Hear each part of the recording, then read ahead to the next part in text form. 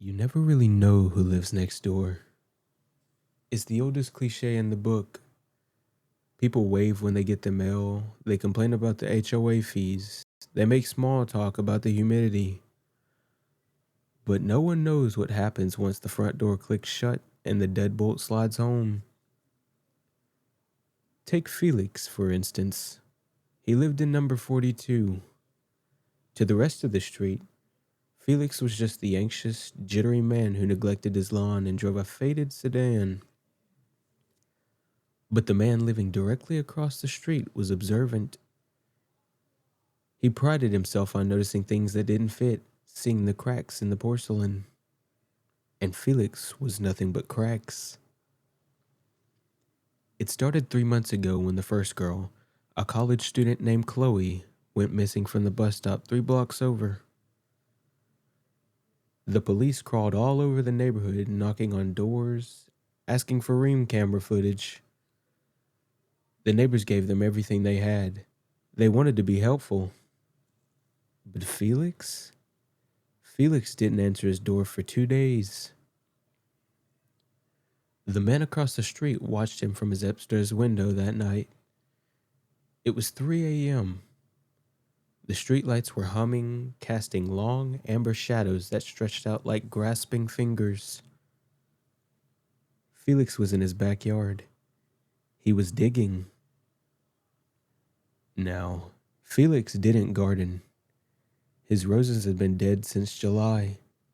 But there he was, rhythmic and frantic, the shoveling biting into the earth. The sound was heavy, wet. He stopped every few minutes, looking over the fence, eyes darting like a trapped animal. He dragged something out of his shed, heavy, wrapped in thick black plastic, and rolled it into the hole. The neighbor considered calling the cops right then, but he needed to be sure. You can't just ruin a man's life because he's doing some late night landscaping. He needed proof.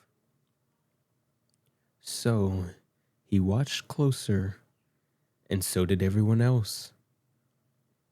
Word got around. The whispers started at the grocery store, followed by accusatory glances when Felix picked up his mail. Kids started riding their bikes a little faster when they passed number 42. It was clearly weighing on him. Felix looked exhausted, haunted. Guilt eats a person from the inside out until they are just a husk holding on to a secret. 2 weeks ago, another one vanished. A hitchhiker this time. The news said she was wearing a distinct red scarf. The pressure finally broke tonight. The tip came in an hour ago. A neighbor had called the police, telling them everything. The digging, the chemical smells, and the red piece of clothing seen in the garage. Now, the street was a chaotic sea of blue and red strobe lights. They pounded on Felix's door for 20 minutes. The entire neighborhood was out on their lawns, arms crossed, staring at number 42. The judgment was palpable. It was heavy. Open up, Felix. The officer shouted through the bullhorn. We have a warrant. They all saw Felix in the window. He looked terrified. He looked at the police, then at the neighbor staring him down, treating him like a monster. He couldn't take it. The shame, the fear of being caged, it was too much. Then came the sound. A single sharp crack that silenced the sirens. The police kicked the door in seconds later, but the shouting stopped almost immediately. The paramedics went in slowly. They didn't rush. Minutes later, officers emerged carrying evidence bags from the garage. They'd found the red scarf behind the tires. The neighbor watching from the window across the street smiled faintly. He knew they would find it. He knew exactly where it was hidden. Because I put it there. The flashing lights paint my living room walls in violent bursts of color.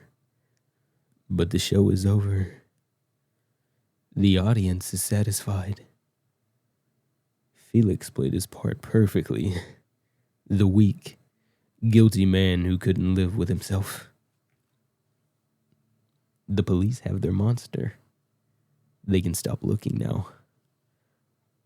My tea has gone cold, and the silence of the house feels heavy compared to the chaos outside. It calls for me. The heavy steel door at the bottom of the stairs is cool to the touch. It's soundproof, luckily. A necessary investment. I slide the bolt back and the air rushes up to meet me. Damp earth, iron, and fear. Don't worry, I whisper into the dark. The bad man is gone. They caught him. I pull her driver's license from my pocket. Chloe, that was her name. And place it gently on the shelf next to the others. The whole world thinks the case is closed, I say, listening to the soft, terrified breathing from the corner. Now, where were we?